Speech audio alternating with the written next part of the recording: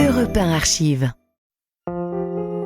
Bienvenue dans les récits extraordinaires de Pierre Bellemare.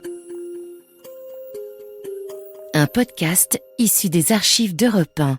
Ce dossier est l'histoire d'une longue préparation au crime et de son aboutissement. Il est assez insupportable et je m'efforcerai de vous en rapporter les faits avec toutes les précautions nécessaires. Alfred B., jeune Allemand de 21 ans, vous fera sûrement peur, car c'est un exemple de ce que nous appelons dans les dossiers extraordinaires le pire des hommes. Mais qui ou quoi est responsable du pire chez l'homme? Lui? Lui tout seul? Bien malin celui qui pourrait répondre à une pareille question sans faire appel aux grands classiques, parents, société, etc. Société. Et qui peut savoir? Que je sache, il n'est pas d'exemple connu d'une société sans criminels, et pourtant. Parents.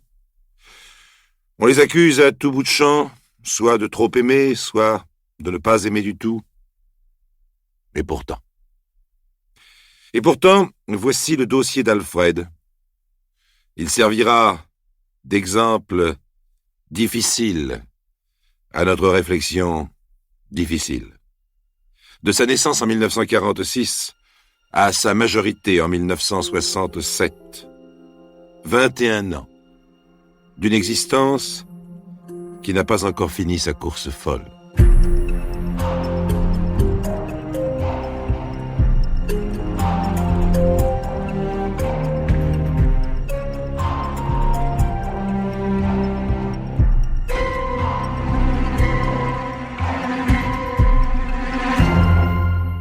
Allô, j'écoute? C'est le journal? C'est ça, c'est le journal. Qui parle? Bonjour, monsieur. Bonjour, qui parle? Vous êtes journaliste? C'est ça, je suis journaliste, et alors? Parce que la fille au standard, elle m'a dit qu'elle me passait un journaliste, mais je me méfiais. C'est le genre de fille qui vous promet, et puis crac, elle raccroche parce que ça l'embête. Qui parle? C'est moi, Alfred B., j'ai quelque chose à vous dire. Mais allez-y. C'est quand même pas une affaire d'État, non? Ah, vous avez tort de rigoler, écoutez-moi, c'est important. J'ai tué mon amie, Maria Davydenko. Ah bon? Maria Davydenko. Et quand ça? Hier? Et comment? Je sais pas. Il s'est passé quelque chose d'étrange et je l'ai tuée. Et où est-elle? Elle est dans un bois. Et où? Près d'une ville. Mais où près d'une ville? Près du Danube. Je peux rien dire de plus.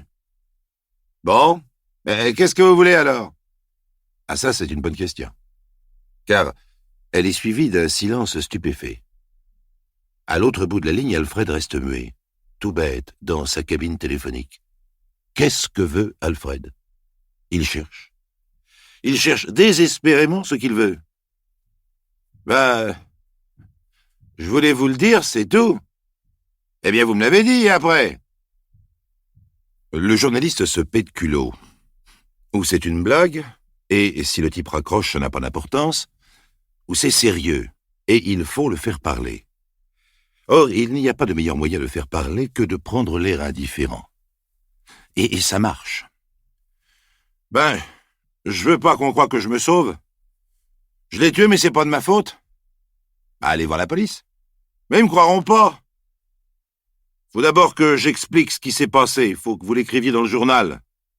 Comme ça, ils seront bien obligés de me laisser parler. Bon, eh bien, venez me voir au journal. Vous ferez quelque chose? On verra. Il faudra d'abord me prouver que vous l'avez tué, sinon je peux rien faire. Vous voulez la voir? Oui.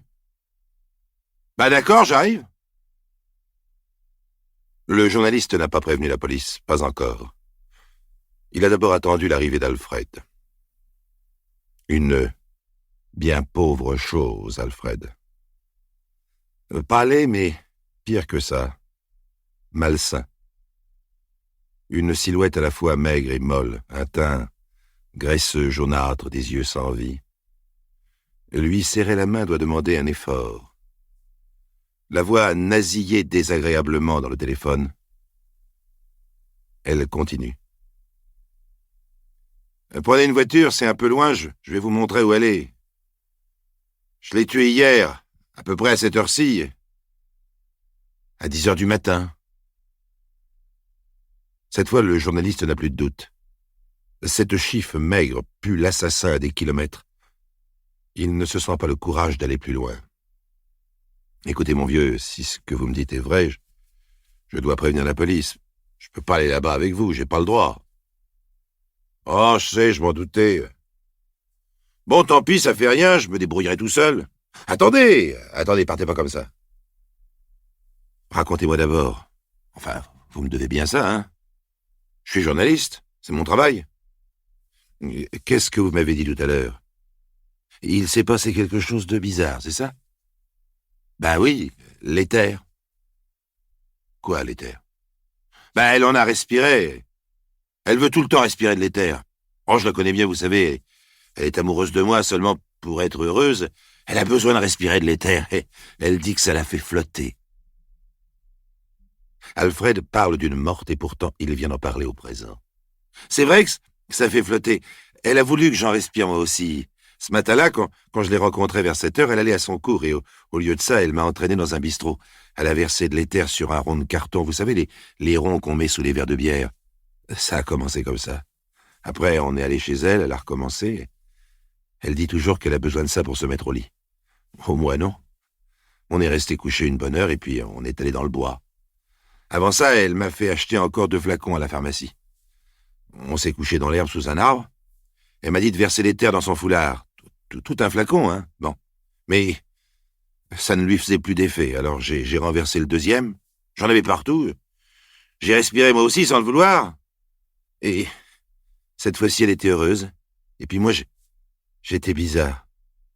Il m'est venu l'envie de l'étrangler. Je sais pas comment. Une envie comme ça. Je l'ai étranglé avec son pullover. J'étais content. Et elle aussi. Et qu'est-ce que vous avez fait après? Ben, j'étais content, je vous dis. Je chifflais, je chantais, je l'ai attaché à l'arbre avec le pullover et puis je suis rentré chez moi. J'ai dit à ma mère, Maman, j'ai étranglé Maria ce matin. Elle a eu drôlement peur. Ça m'a fait rire. Après, je lui ai dit, mais non, je te fais marcher. Et elle vous a cru? Ben, bien sûr. Je lui ai même demandé de me conduire chez Maria parce que j'avais rendez-vous avec elle. Elle m'a conduit en voiture. J'étais encore tout content. J'avais envie de rire tout le temps. Et après? Bah, après, Maria était pas là. Bon. Mais ça fait rien.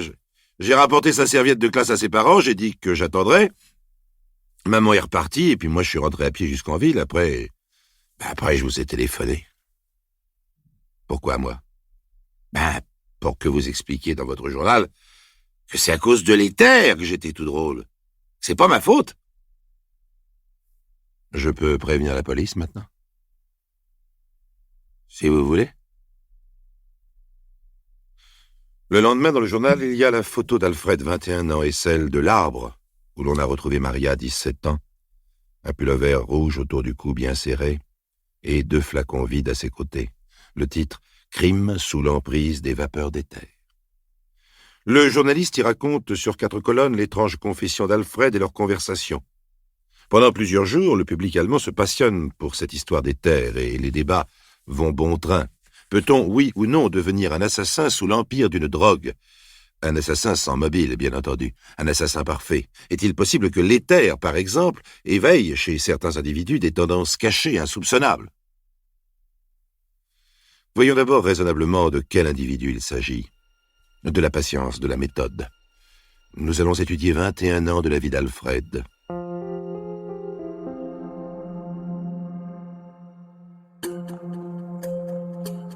Les récits extraordinaires de Pierre Bellemare, un podcast Europe 1. 1946, après la guerre, naissance d'Alfred B. au domicile maternel. La mère est seule avec une sage femme. C'est un fils, et tous ses vœux sont comblés. Alfred, c'est le moyen de mettre enfin le grappin sur son père et de l'obliger au mariage. Ah, on va le chouchouter, Alfred. C'est un petit amour à sa maman, Alfred. Il est tout gringalé, mais regardez comme il fait des beaux sourires à son papa. Regardez comme il se met en colère quand son papa s'en va, hein? Qu'est-ce qu'il veut, Alfred? Il veut son papa, hein? Le père résistera 5 ans, puis s'avouera vaincu. Il épousera en 1951.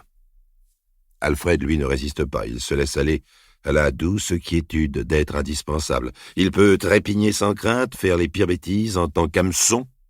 On lui pardonne tout. 1950, Alfred est à l'école maternelle.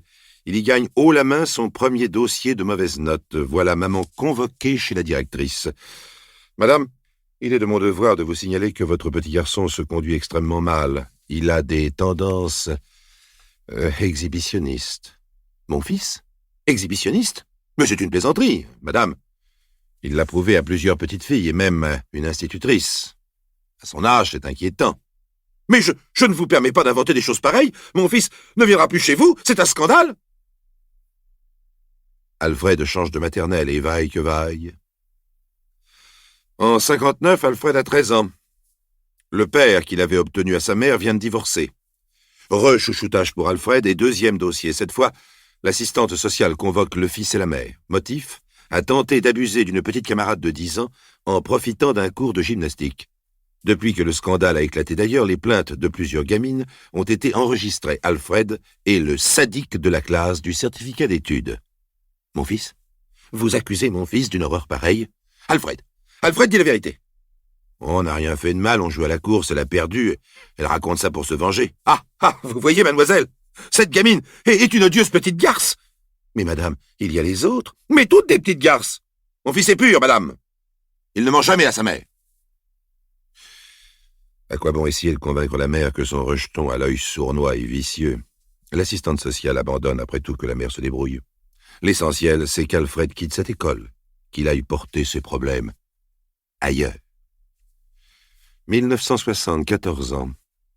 Alfred n'a pas beaucoup de chance. La vie vient de lui octroyer un beau-père sans qu'il ait besoin de trépigner pour l'avoir. Un beau-père qui a pris l'exclusivité maternelle. Un beau-père qui a décidé « Alfred n'est pas doué pour les études, il ira en apprentissage ». Pas doué pour les études est un euphémisme. On peut lire sur son carnet scolaire « Paresseux, bavard, menteur, prétentieux » tient des propos vicieux. Alfred est donc apprenti boulanger, peintre, maçon, mécanicien et ne dépasse jamais le stade du pré-apprentissage d'ailleurs. Quand un patron le garde plus de 2 semaines, c'est un record. 1961, 15 ans. Par décision du centre d'apprentissage, Alfred est retiré à ses parents. Il entre dans une maison d'éducation surveillée. Maman ou pas, innocent ou pas.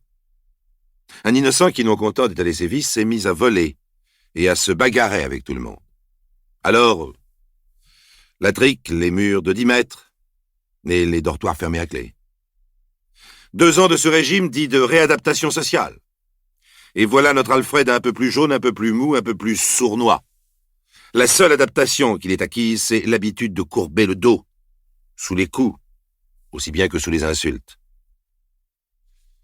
1963, 17 ans, Alfred en liberté. Alfred qui doit retourner chez sa mère. Le pauvre chéri s'y fait dorloter, il l'a bien mérité. Il ne travaillera pas. Maman lui donnera de l'argent. D'ailleurs, il est devenu raisonnable, Alfred. Il a des camarades. Il regrette l'école car il tourne autour sans arrêt. Autour de l'école des filles, surtout. 10 mois de prison pour exhibitionnisme. Mais monsieur le juge, c'était une plaisanterie, j'en suis sûr. Mon fils n'avait pas de mauvaises intentions. Vous savez ce qu'on apprend à 10 mois de prison quand on a 17 ans? Une foule de choses. Et je ne parle pas des dessus de chaises en paille tressée. 1964, 18 ans, Alfred court la campagne. On le surprend un peu trop près d'une ferme qui vient de brûler. On l'arrête à nouveau. Mais il a appris à mentir avec logique. Sans preuve, il est relâché. Il avouera plus tard. 1966, 20 ans, le bel âge. Mais Alfred ne peut se regarder dans une glace. Il ne pourra jamais se trouver beau. Il n'y a jamais eu que sa mère pour le trouver beau et intelligent. À ce stade, c'est plus que de l'aveuglement, c'est une obstination. Cet enfant était un prétexte au départ. On ne se débarrasse pas facilement d'un prétexte comme celui-là. Un prétexte ne peut être que bon, alors il faut tenir jusqu'au bout. Et maman tient bon, même quand on lui annonce que son fiston adoré a fracturé un tiroir-caisse et assommé un commerçant. À nouveau en prison, dans la prison des grands cette fois, Alfred reçoit les visites de maman qui le considère maintenant comme le martyr de la justice. Alfred joue le repentir, maman pleure, jure que son fils ne le fera plus. Sceptique, le juge demande un examen psychiatrique. Du fils, bien entendu, pas de la mère. Alfred est un psychopathe. Voilà, enfin. Qu'est-ce qu'on fait d'un psychopathe? On ne peut tout de même pas le laisser en prison. D'un autre côté, il n'est pas fou allié. Maman s'en charge, maman débarrasse l'administration d'un problème insoluble. Rendez-le-moi, je veillerai sur lui. Je ferai tout ce qu'il faudra. En réalité, maman n'admet pas non plus que son fils soit un psychopathe. Elle n'admet rien du tout. Alfred rentre chez lui pour le jour de Noël 1966, en probation, comme on dit. Janvier 1967, il viole une jeune fille arriérée, sourde et muette, dans la cour d'un immeuble. D'après maman, c'est la gamine qui est vicieuse, pas Alfred. Alors on s'arrange en famille. Juillet 67, Alfred s'engage comme apprenti forain. La fille de son patron, 14 ans, se plaint d'une étrange aventure. Écoutez bien. Alfred lui aurait demandé de le suivre au bord de l'eau et il lui aurait demandé de rentrer dans l'eau jusqu'au cou pour lui expliquer comment s'y prendre pour se noyer. La gamine a résisté jusqu'à la limite de ses forces. C'est Alfred qui finalement a lâché sa tête qu'il maintenait sous l'eau. Quelques secondes de plus. Mais là encore, on ne fait que botter le derrière d'Alfred pour le renvoyer chez sa mère. Personne n'est mort. Difficile de déterminer où a fini le jeu, où a commencé le sadisme. Alfred est maintenant à bout de souffle. Il cherche son aboutissement, il le trouve, au pied d'un arbre, entre deux flacons d'éther. Mais pas comme il l'a dit aux journalistes. L'expertise va prouver que Maria n'a pas respiré suffisamment d'éther pour être en transe, comme le prétend Alfred, ou même simplement ivre. Elle était tout au plus un peu étourdie avec 0,1 pour 1000 d'éther dans le sang. Pour une légère anesthésie, il en faut au moins 0,7 et pour une narcose totale au moins 1,5. Donc Maria n'a pas passé la matinée à se droguer à l'éther, comme le prétend Alfred. Quant à lui qui prétend en avoir respiré par inadvertance, il ne pouvait en avoir plus dans le sang au moment du crime. Sinon, où aurait-il trouvé la force de serrer le pullover comme il l'a fait, au point qu'il fallut couper les deux manches pour dégager le cou de la pauvre fille? De toute façon, les médecins affirment que, même dans l'ivresse que procure l'éther, un individu ne peut faire que ce qu'il ferait de toute façon dans son état normal. Si on peut appeler l'état d'Alfred à l'état normal. Le voilà qualifié par l'expert de psychopathe inné. Si vous le condamnez à une peine de prison, il faudra de toute façon le mettre dans une maison spécialisée dès qu'il l'aura purgé. Ce crime peut être le dernier comme il peut être le premier. Quant à maman, elle pleure, il faut la retenir pour l'empêcher de se précipiter dans le box et consoler son malheureux rejeton. C'est un accident, il ne savait pas. Cette fille l'a drogué, mon fils est innocent. Alfred, n'aie pas peur, maman est là. Si seulement maman n'avait jamais été là, justement. Car on condamne Alfred à 10 ans de travaux forcés et à l'internement quand il aura fini. Mais quand il sortira de prison seulement, pas avant. On considère probablement que 10 ans de travaux forcés feront d'Alfred un homme tout neuf et plus facile à soigner. Vous voyez comme le pire des hommes nous embarrasse. Pourvu que maman ne vienne pas le chercher quand il va sortir. Pourvu qu'on ne le relâche pas tout à fait, même si elle pleure. Pourvu qu'on le garde quelque part. Pourvu que dans ce quelque part s'arrête enfin la course folle. Dans ces cas-là, on espère un miracle.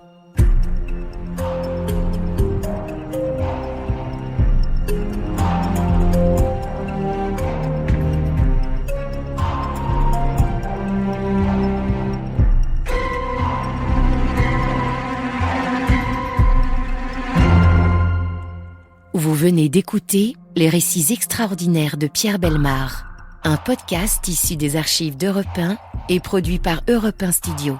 Réalisation et composition musicale, Julien Tarot. Production, Lisa Soster. patrimoine sonore, Sylvaine Denis, Laetitia Casanova, Antoine Reclus. Remerciements à Roselyne Bellemare. Les récits extraordinaires sont disponibles sur le site et l'appli Europe 1. Écoutez aussi le prochain épisode en vous abonnant gratuitement sur votre plateforme d'écoute préférée. Carrefour Banque et Assurance. Quand vous me dites « la carte passe », invincible. Eh oui, votre carte de crédit Pass Standard propose de nombreux avantages. Et en plus, profitez de 30 € offerts en bon d'achat à la suite de sa première utilisation, au comptant ou à crédit. Et c'est jusqu'au 24 juin chez Carrefour Banque et Assurance. Carrefour Banque et Assurance. Délai légal de rétractation de 14 jours, voire conditions en agence banque ou sur carrefour-banque.fr. Carrefour Banque RCS Évry, numéro 313 811 515, numéro Orias 07 031 939. Europe 1. Ondelatte raconte. Christophe Ondelatte. En août 2019, dans un petit village du Doubs, après une nuit bien arrosée, Ayoub et son grand frère Omar se battent comme des chiffonniers. La bagarre tourne mal, et le grand frère tombe sous les coups du plus jeune. Ouvrons ensemble la cote B du dossier d'instruction d'Ayoub El-Kerch. Europe 1. Christophe Ondelatte. Dans le système judiciaire français, le dossier d'instruction contient un sous-dossier appelé cote B. Il rassemble les rapports des experts psychiatres, psychologues et de l'enquêteur de personnalité. Ouvrons l'un de ces dossiers. Ondelatte raconte. Cote B sur Europe 1.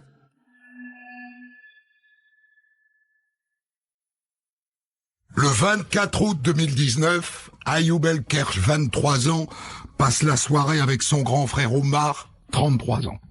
Les demi-frères écument les bars, ils boivent, ils fument de l'herbe et ils finissent en boîte de nuit. Et au petit matin, ils rentrent à pied. Et les esprits s'échauffent. L'aîné lance au plus jeune. « Allez Ayoub, je suis mort de fatigue, porte-moi sur ton dos. T'es grand, toi, t'es fort. » « Ah non, non, c'est bon là, tu me saoules. » Et là, l'aîné s'agace et il balance une phrase terrible. « Oh, t'es pas mon frère, de toute façon. T'es qu'une merde. On n'a pas le même père, de toute façon. » Le petit frère esquive un coup de poing et il répond par une avalanche de coups de pied et de coups de pied. L'aîné s'effondre sur le bord de la route. Il meurt à l'hôpital. Ayoub El-Kerch a tué son frère aîné.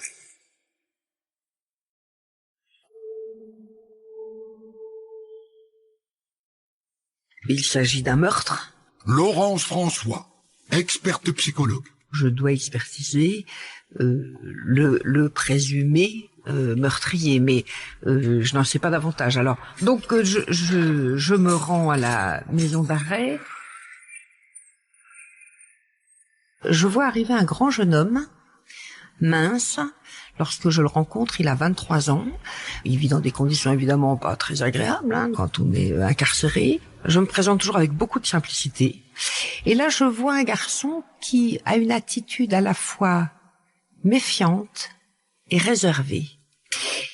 Mais qui me regarde bien en face. Il est en attente. Il a besoin de comprendre ce qu'est une expertise psychologique. Code B71. Expertise psychologique de Laurence François. Monsieur El-Kerch m'accueille avec méfiance et adopte une attitude assez distante en tout début d'entretien. Après avoir écouté avec attention mes explications concernant le déroulement de cette expertise, il se détendra et acceptera les conditions de cette investigation psychologique, allant même jusqu'à m'interroger sur certaines pathologies en nous demandant la définition de la psychopathie.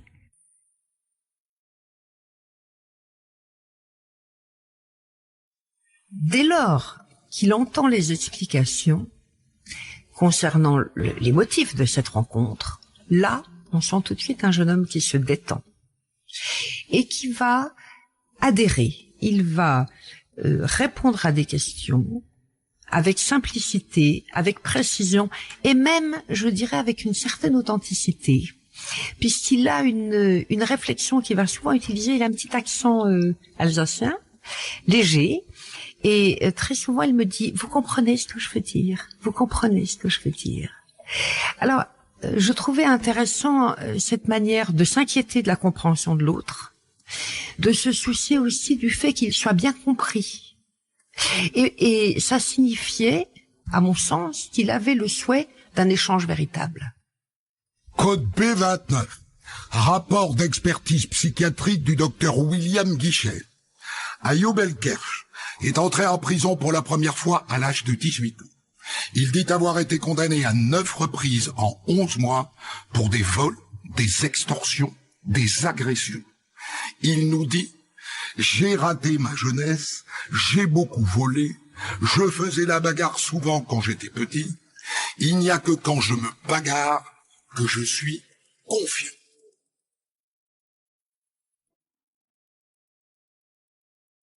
En août 2019, alors qu'Ayoub El-Kerch est incarcéré pour des vols et des bagarres, il bénéficie d'une permission de sortie de 4 jours. Il ne souhaite pas aller ailleurs qu'à Strasbourg dans sa famille. Mais les sœurs d'Ayoub, apprenant qu'il y a des tensions dans le quartier, choisissent d'orienter leur frère vers Omar, qui se trouve à Morteau. Et c'est ainsi que les 2 frères se retrouvent pour la permission d'Ayoub à Morteau et ils décident de sortir ensemble. Madame, on est allé dans un bar, on a bu. Moi, j'avais pas bu depuis 3 ou 4 mois. Puis j'ai fumé du shit. J'étais morceau. Et alors, en sortant, il y avait personne pour nous ramener. Alors mon frère Omar me dit « Porte-moi sur ton dos ». J'ai refusé, quoi. Alors il s'est énervé, il m'a dit « T'es pas mon frère, t'es qu'une merde, et puis de toute façon, on n'a pas le même père. » Et ils échangent quelques coups de poing. Et voilà, il m'a mis une droite, ils se bagarrent un petit peu, et là, Ayoub me dit « Je me rappelle de mes chaussures Versace à pointe en fer, et j'ai écrasé sa tête avec mes pieds. J'ai tapé, et j'ai tellement tapé que j'avais les talons des pieds bleus. »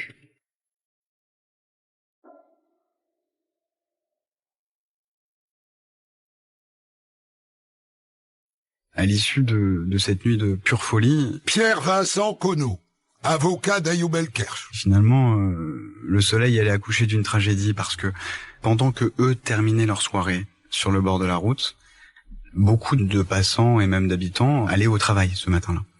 Et donc, on a une multitude de témoignages de personnes qui les ont vus marcher, qui les ont vus bien s'entendre. Et on a après quelques témoins qui nous disent on les a vus front contre front, alors que quelques instants ils étaient comme des frères amis côte à côte, on les retrouve front contre front comme des frères ennemis. Et c'est à ce moment-là, quand les gens les voient en train de se battre, qu'ils s'arrêtent en voiture et qu'ils essayent d'intervenir. À l'arrivée des gendarmes, le frère d'Ayoub El-Kerch est inerte sur le sol et Ayoub El-Kerch, lui, attend. Il avait récupéré dans la voiture d'un passant qui s'était arrêté pour tenter de l'aider une boîte de jus d'orange. Et il avait essayé de le donner à son frère qui n'en avait pas pris. Et donc du coup, il attendait comme ça, assis, bêtement, que quelqu'un intervienne, alors que son frère était inconscient.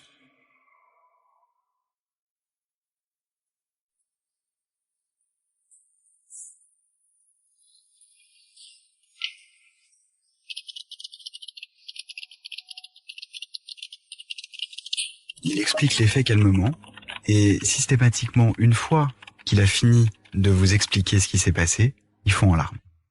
C'est un petit peu comme si, à chaque fois qu'il racontait cette histoire, il la revivait. Et à chaque fois qu'il termine de la raconter, il ressent une même douleur, mais qui se voit. C'est une douleur qui se voit, qui s'entend, il se met à pleurer. Et ça dure quelques instants. Ensuite, il se ressaisit et il dit à très nombreuses reprises, « Je n'ai pas fait mon deuil ». Code B34. Rapport d'expertise psychiatrique du docteur William Guichet. En garde à vue, Ayoub El-Kerch dit ne pas avoir cru que son frère était mort. Il dit avoir fait une sorte de malaise et serait tombé par terre. Et il me dit, vous vous rendez compte, madame, il est mort. Il était bouleversé lorsqu'il parle des faits. Il est encore bouleversé par la mort de son frère lorsque je le rencontre 1 an plus tard. Et il dit, bien sûr, j'étais en colère. J'étais en colère parce qu'il m'avait mal parlé, il m'avait encore donné des ordres, il m'avait insulté. Mais je voulais surtout pas le tuer. Il a expliqué que pendant les semaines qui ont suivi le décès d'Omar, il a tellement pleuré qu'il avait l'impression à un certain moment qu'il allait étouffer, tellement il pleurait. D'ailleurs, il se scarifiait depuis, comme pour s'auto-punir quelque part de ce qu'il avait pu faire. Il avait de vrais remords par rapport à ce qu'il avait pu faire, et surtout cette impression de ne pas avoir senti sa force. Code B36. Rapport d'expertise psychiatrique du docteur William Guicher. Ayoub El Kerch se sent oppressé à la prison de Dijon, loin de sa famille. Il fait beaucoup de cauchemars et se réveille angoissé. Il se perçoit comme quelqu'un de très calme. Mais il nous dit, il faut pas venir me chercher. J'ai fait longtemps de la boxe, je fais sans faire exprès, c'est mécanique. Après, je regrette. Interrogé sur ce qui pourrait être son modèle, il nous répond, mon frère. Ce jeune homme ruminait sans cesse cette scène dramatique. Il ne remettait pas du tout en question cette incarcération. Simplement, je crois qu'il était davantage envahi par la douleur que par la réalité de la situation et des conséquences évidemment qui allaient en découler. En tout cas, moi, il ne m'a pas du tout parlé de sa peine éventuelle, par exemple, etc. Puisque sa peine, il la vivait déjà. Et il disait, vous voyez, maintenant, on me voit comme un meurtrier. Il ne l'avait tellement pas voulu l'être, et ça, c'était quelque chose de terrible.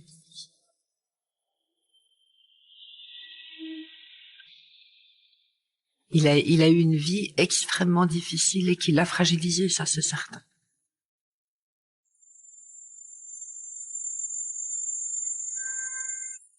Ayoub El Kerch est né à Strasbourg en 1996 dans une famille d'immigrés marocains. Il décrit une enfance faite de bons et de mauvais souvenirs. Sa mère, Zoubida, était douce. Elle prenait soin de lui. Mais son père, Ahmed, était un tyran. Code B70. Expertise psychologique de Laurence François. Ayoub El Kerch considère son père comme un homme très bizarre, spécial et très nerveux. Il dit, mon père était sévère, il pouvait taper, il était violent dans ses paroles, il avait des insultes tous les jours, il m'angoissait quand j'étais petit, il me disait, t'es un fils de pute, ta mère est une pute, et si tu portes une sacoche, c'est que t'es un pédé. Il a été un enfant qui n'était pas désiré. Laurence François, experte psychologue. Et il en veut pour argument qu'il y a peu de photos chez ses parents, qu'il y a peu de photos de lui. Il décrit un père distant, qui était beaucoup absent, qui avait travaillé au Maroc à la fois dans la marine et comme magasinier, et qui arrivait en France, dit-il, fabriquait des gris-gris. Sa maman faisait de la voyance. Voilà, il y avait quelque chose entre la magie ou enfin des sciences un peu qu'il ne comprenait pas tout à fait et qui le mettait mal à l'aise. Donc ce papa était peu présent, très méprisant. Il dit que son papa l'insultait énormément, ne s'occupait pas de lui. Mon père, il disait toujours jamais de câlin. Puis on n'allait jamais à la piscine. Mes copains, ils y allaient. Nous, on se promenait jamais. Il m'emmenait jamais chez des amis. Et il voulait pas remplir le frigo. Il était jaloux quand maman, elle m'achetait des chaussures. Il a vraiment un sentiment à la fois de rejet de la part de cette figure paternelle, mais également de mépris. Et ça, c'est quelque chose de très douloureux. À l'inverse, il décrit une maman extrêmement douce, extrêmement protectrice, bienveillante, et finalement, il y a une espèce de, de rapprochement. On était tous les deux maltraités par mon père, voilà, parce qu'il disait que son père insultait copieusement sa mère. Donc ça, c'était quelque chose de très difficile. Et il pense que sa mère a été très malheureuse en couple.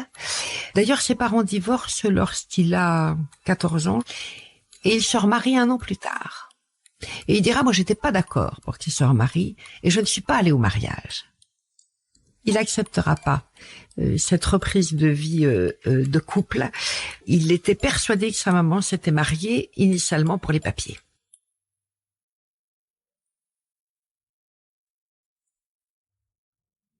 Il grandit dans des conditions difficiles pour plusieurs raisons. D'abord, il a des problèmes de santé, cet enfant. Il a des troubles du comportement. Il change plusieurs fois d'école. Ça, c'est compliqué. Dans son quartier, on lui dira qu'il n'est pas normal. On lui fera des réflexions. Et il dira d'ailleurs, ça met la haine qu'on parle comme ça de moi et qu'on dise que j'étais quelqu'un de bizarre. Code B32. Expertise psychiatrique du docteur William Guicher. À l'âge de 7 ou 8 ans, Ayoub El-Kerch est en voyage au Maroc avec sa famille. Devant une maison, il voit une jeune fille, puis un homme serait arrivé. Il raconte que cet homme aurait essayé de le pénétrer, mais n'aurait pas réussi. Ayoub El-Kerch dit que cet homme l'a fait oralement. Lorsqu'il rentre chez lui, sa mère lui dit « On t'a fait quelque chose ?» Et ça, c'est quelque chose aussi qui convoquera en lui à la fois un sentiment de colère intense, mais aussi, et il le dit, de la peine. Parce que je pense que ça réactive une position passive de subir qu'il a déjà connue avec son papa. Et ça, c'est très difficile pour lui.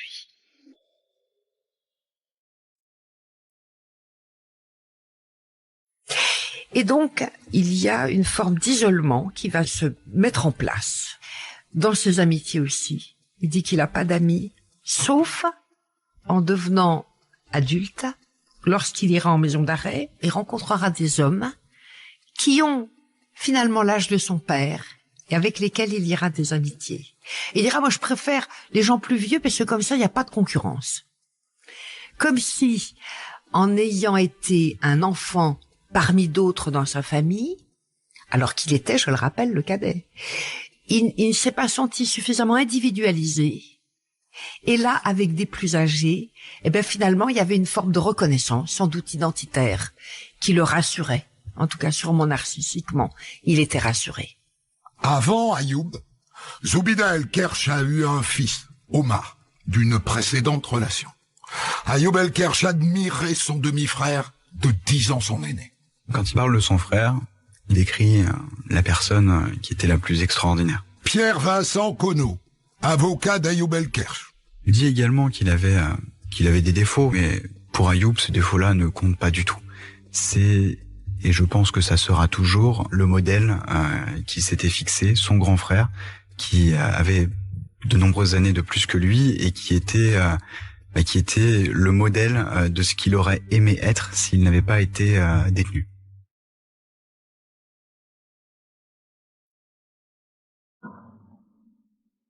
Ayoub vivait avec son père et sa mère, ainsi qu'une de ses jeunes sœurs. Son grand frère, lui, très tôt, a quitté le domicile familial et avait pris son indépendance et avait son propre logement. Il ne revenait que de façon extrêmement rare, et ça n'était pas pour longtemps, mais son frère vivait indépendamment de la famille. La relation qu'Ayoub avait avec son frère était une relation basée sur le respect, une relation qui lui avait été inculquée également par son père, et peu importe les mots que pouvait avoir un aîné ou son père sur Ayoub, il était conditionné à ne pas devoir avoir de réaction, ou en tout cas ne pas réagir et se laisser faire, c'est-à-dire subir.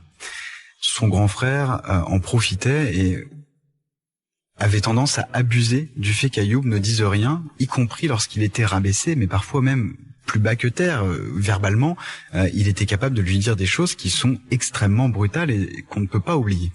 Et ça, d'ailleurs, Ayoub rappelle très souvent qu'il le rabaissait, que c'était quelque chose qui lui faisait énormément de peine, mais c'était des mots auxquels il ne devait pas réagir parce qu'il venait du grand frère. Code P70. Expertise psychologique de Laurence François. Ayoub El-Kerch explique que son demi-frère Omar avait été placé en foyer par sa mère pour le protéger de son beau-père qui n'aimait pas Omar. Il nous dit « Mon père tapait tout le temps Omar, mon demi-frère avait du coup une haine contre ma mère, il fumait, buvait beaucoup et il prenait de la coke. »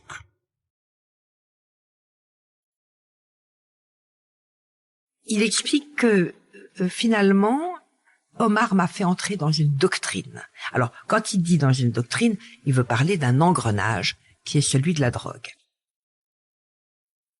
Et il dit, la première fois qu'il m'a montré du shit, j'avais 6 ans, j'ai cru que c'était une tablette de chocolat. Et ensuite, il dit qu'Omar est devenu irritable. Il était sans doute trafiquant, revendeur, enfin, et il gagnait de l'argent, et il dit que ça l'a rendu fou. Il est devenu malpoli. Il insultait Dieu. Et là, pour la première fois, Ayoub me parle du fait qu'il est de confession musulmane. Il dit, moi, je suis croyant et je veux pas qu'on insulte Dieu. Et pour terminer, il me dira, Omar, il me parlait mal, il m'insultait et même il me menaçait. Comme qui? Comme son père. Autrement dit, il adoptait une position paternelle qui pouvait convoquer chez Ayoub une colère. J'ai déjà eu assez de ce papa qui était pas gentil, tu vas pas toi aussi être comme mon papa qui n'était pas gentil.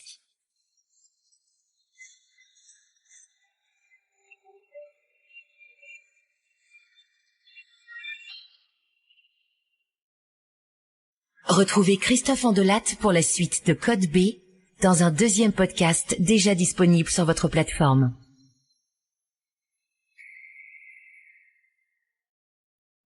Mercedes-Benz. Pour observer les étoiles, il faut attendre la nuit tombée et espérer que le temps soit clair. Sauf du 1er au 30 juin pendant les Star Days Mercedes-Benz. Là, les meilleures conditions sont réunies pour voir les étoiles en plein jour. Profitez de nos offres en vous rendant chez votre distributeur. Star Days, journée étoilée, détails sur mercedes-benz.fr. Pensez à covoiturer. Europe 1. Andelatte raconte Code B, la suite de votre épisode.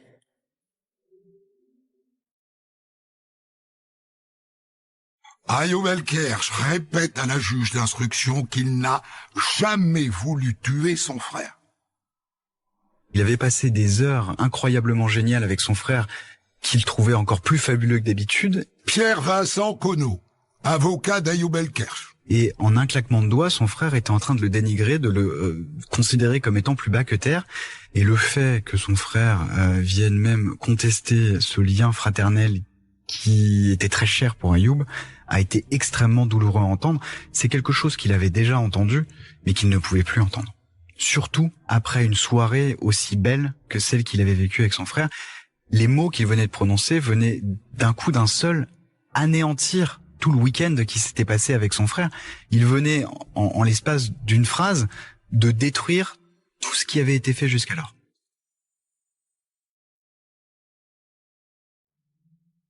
Les mots qu'il recevait, qui étaient pour lui de véritables coups dans le cœur, additionnés aux coups qu'il venait de recevoir, ont rendu Ayoub incapable de pouvoir se contrôler, parce que là, il était en train de se sentir complètement disparaître. Et à partir de là, la digue a cédé dans l'esprit d'Ayoub. Et quand il s'est pris le premier coup de poing de la part de son frère, il n'a pas su contenir sa rage, parce que la violence de la part de quelqu'un qu'il aimait et qu'il aime comme un père, eh bien, lui a rappelé précisément la violence qu'il avait subie petit. Et c'est ce mécanisme-là qui s'est mis en place dans son esprit, à savoir, je ne peux pas me laisser battre encore une fois, il en va de ma survie. Et c'est comme ça qu'il a répondu par les coups. Et quand Ayoub tape, il tape fort.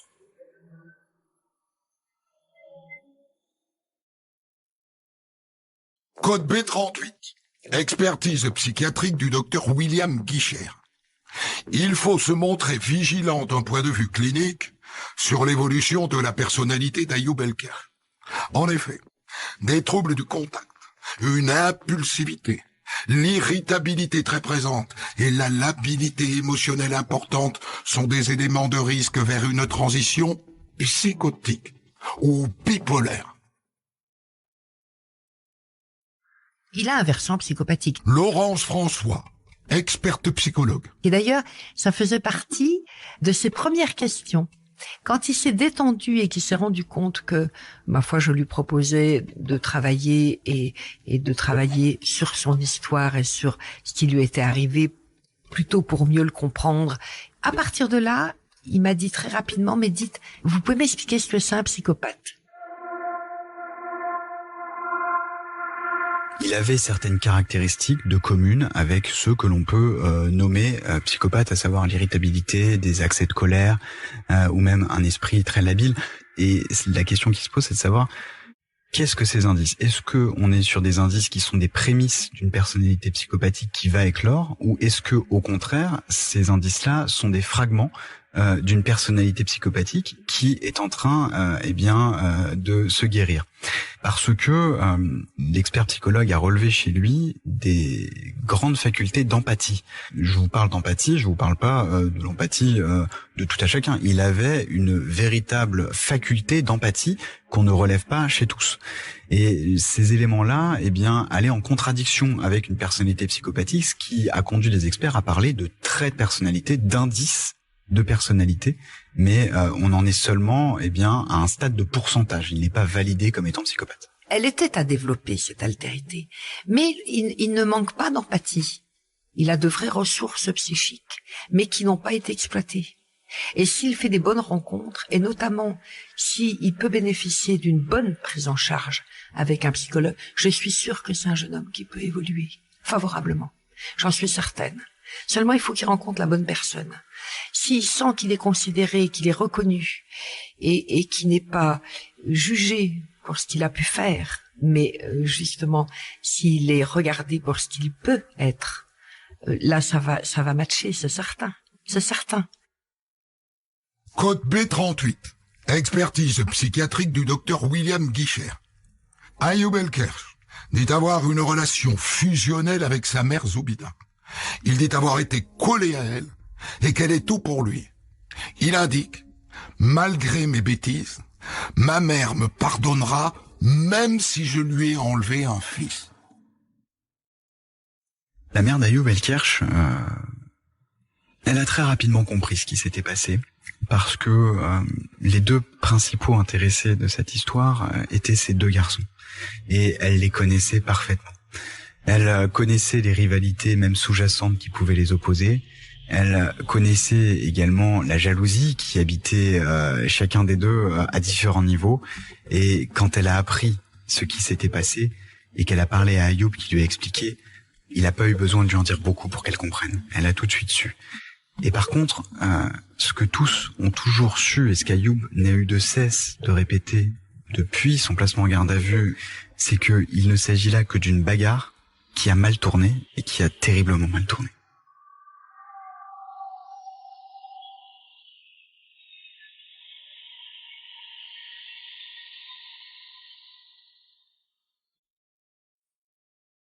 Pendant toute l'instruction, Ayoub El-Kerch répète à la juge qu'il n'a pas supporté d'être rabaissé par son aîné. 3 ans après avoir tué son frère, Ayoub El-Kerch est jugé pour meurtre devant la cour d'assises du Doubs. Sa mère a fait le choix de ne pas se porter partie civile. Elle n'a pas voulu choisir entre ses 2 fils. Madame El-Kerch avait dit que se constituer partie civile ne ferait pas revenir son fils. Pierre-Vincent Conneau, avocat d'Ayoub El-Kerch. Et que la place la plus utile qu'elle pouvait avoir dans ce procès, c'était du côté du fils qui lui restait.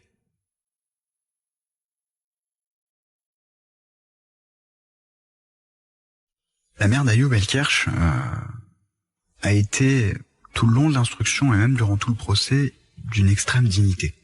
Elle patientait en dehors de la salle ou dans la salle une fois qu'elle avait été entendue en tant que témoin, parce que en tant que partie civile, elle aurait pu assister à tout le procès, mais en tant que simple témoin, elle ne pouvait être entendue qu'à partir du moment où elle avait témoigné.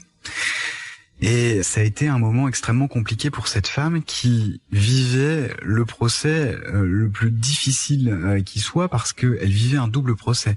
Elle vivait une partie de ce procès en tant que victime parce qu'elle avait perdu un fils, et également, du côté de l'auteur, parce qu'elle avait peur de perdre un autre fils. Ce procès a été déchirant pour Madame Elkirch. Elle a subi ce procès d'un côté avec la peine de son fils décédé, et d'un côté avec la peur de la peine de son fils accusé.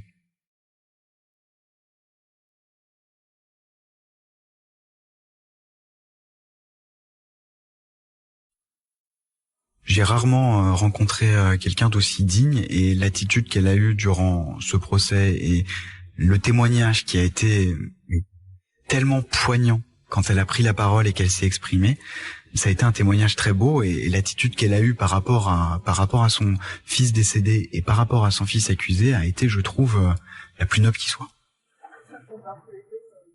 Madame Elkirch, vous vous présentez à la barre en tant que témoin. Je ne vous ferai pas prêter serment car vous êtes la mère de l'accusé et la mère de la victime. Avez-vous un premier mot à nous dire en préambule de votre déposition? Monsieur le Président, j'ai déjà perdu un petit. Je vais garder le petit qui me reste. Je suis pas le juge. Je suis pas avocat. Je pleure juste mon aîné qui est parti. Et mon second qui est derrière les barreaux. C'est la souffrance d'une mère que je viens vous déclarer ici, dans cette salle. Je veux juste vous redire que je souhaite simplement être là et être présente pour mon fils. Il a besoin de moi. Elle dit, juste après avoir témoigné durant le procès, que c'était son instinct. Et j'ai vraiment senti un esprit maternel qui était préserver ce que j'ai. Et s'il y en a un qui est parti, je peux plus rien faire. Je peux simplement garder celui qui est encore là.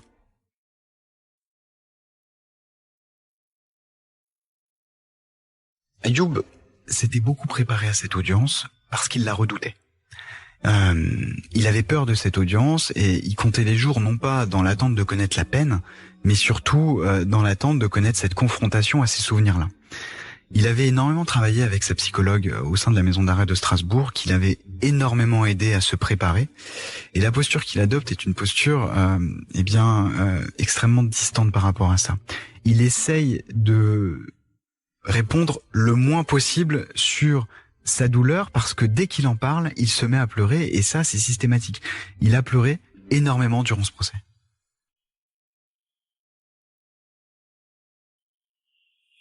Faites entrer l'accusé. Ayoub Elkirch vit avec la culpabilité d'avoir tué son frère. On n'est pas face à quelqu'un, qui va finalement ranger ça dans un coin de son esprit. Ça l'habite du soir au matin, encore aujourd'hui. Depuis qu'il a commis ces faits-là, il y pense tous les jours. Il s'est énormément et malheureusement scarifié pour se punir de ce qu'il avait fait. Et il tenait systématiquement, quand il parlait de son frère, à dire la vérité par rapport aux rapports qu'ils avaient, et les rapports parfois conflictuels qu'ils pouvaient avoir ensemble, mais systématiquement à dire que son frère était quelqu'un de bien. Il y tenait. Code P81. Expertise psychologique de Laurence François. Ayoub Elkirch doit absolument bénéficier d'un suivi psychologique régulier et durable pendant au moins 3 ans, doublé d'un suivi psychiatrique. Nous avons pu observer son aptitude à élaborer, à réfléchir et une dimension empathique qui reste à développer. C'est la seule condition pour s'engager dans la vie active à sa sortie de prison.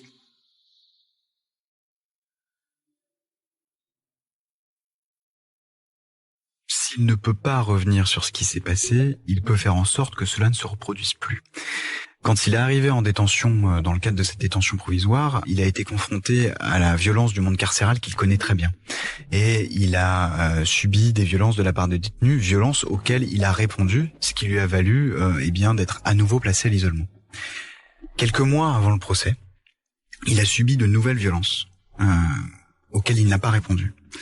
Il s'est laissé faire, non pas par lâcheté ou par peur, mais simplement parce que il s'était dit que c'en était fini avec cette violence. Il ne voulait plus répondre à la violence par la violence. Et aujourd'hui, il a fait le choix, de quitter la violence pour répondre par les mots.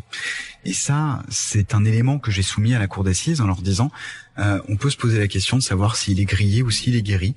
Je pense que c'est ni l'un ni l'autre, mais qu'il est sur la voie de la guérison. Ayoub El Kerch est condamné à 10 ans de réclusion criminelle pour le meurtre de son demi-frère Omar. Il ne fait pas appel du jugement.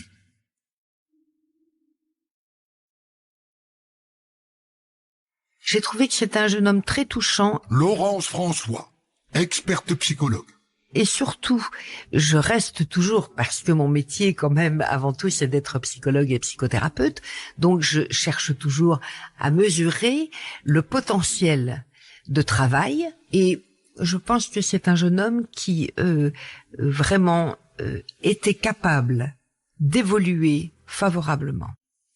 Même si, bien sûr, il a une angoisse d'abandon qui est majeure. Il avait donc un recours à l'agir privilégié, des conduites antisociales, mais tout cela procédait finalement de certaines carences affectives et d'une vraie difficulté à s'être construit identitairement. D'ailleurs, il disait de sa maman, ma mère, elle essayait toujours de construire. Alors que vous voyez, contrairement à sa maman, il avait l'impression que son père essayait toujours de détruire.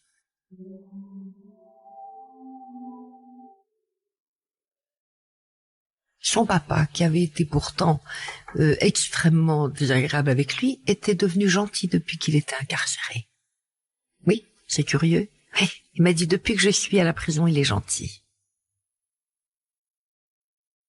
Je pense qu'il a aussi grandi et pris en maturité.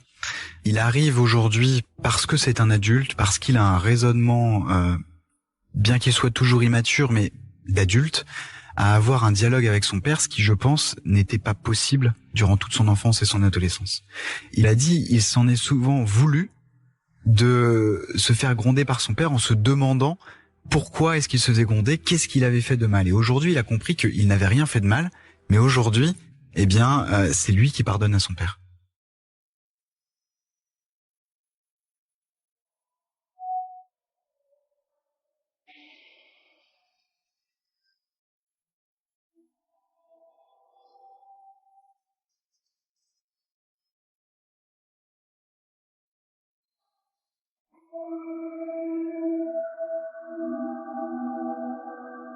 C'était Au-delà de raconte Code B. Rédaction en chef Guillaume Maury. Enquête Vincent Deby. Réalisation Guillaume Vassaux. Retrouvez On-delà de raconte Code B tous les vendredis et samedis dès 6h sur votre plateforme de podcast.